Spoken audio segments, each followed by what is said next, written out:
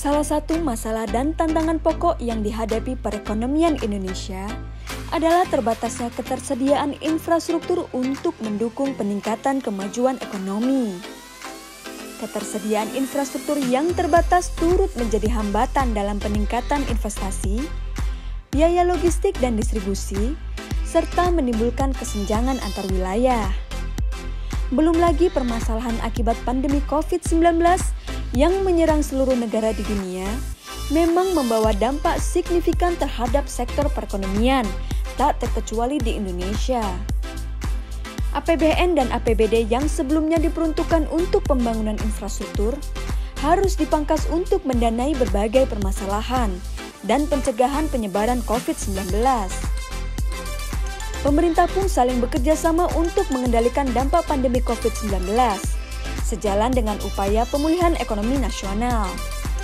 Memperhatikan kondisi tersebut, keberadaan proyek strategis nasional telah terbukti meningkatkan investasi dan menciptakan lapangan pekerjaan di Indonesia.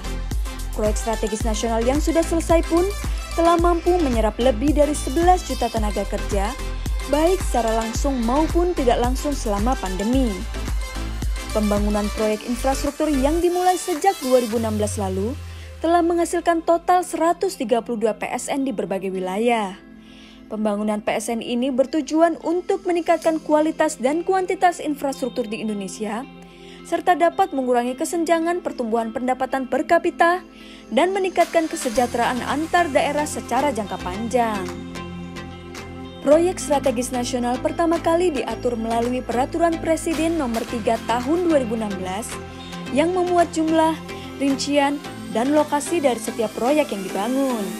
Sementara pembaharuan program prioritas ini diatur dalam Peraturan Presiden Nomor 109 Tahun 2020.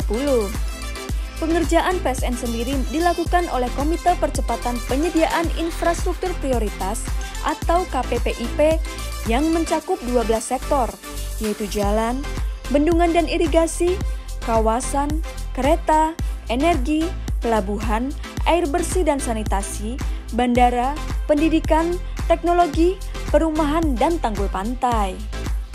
Percepatan penyelesaian berbagai proyek strategis nasional akan terus dilakukan hingga sebelum pemilu 2024. Pemerintah dan KPPIP akan terus mengawal setiap proses pembangunan infrastruktur tersebut.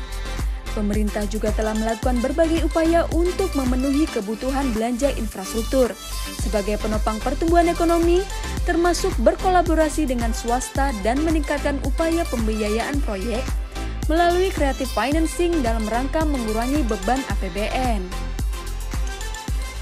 Berbagai manfaat dari pembangunan proyek strategis nasional ini menunjukkan komitmen pemerintah dalam mewujudkan Indonesia yang maju dan sejahtera secara merata.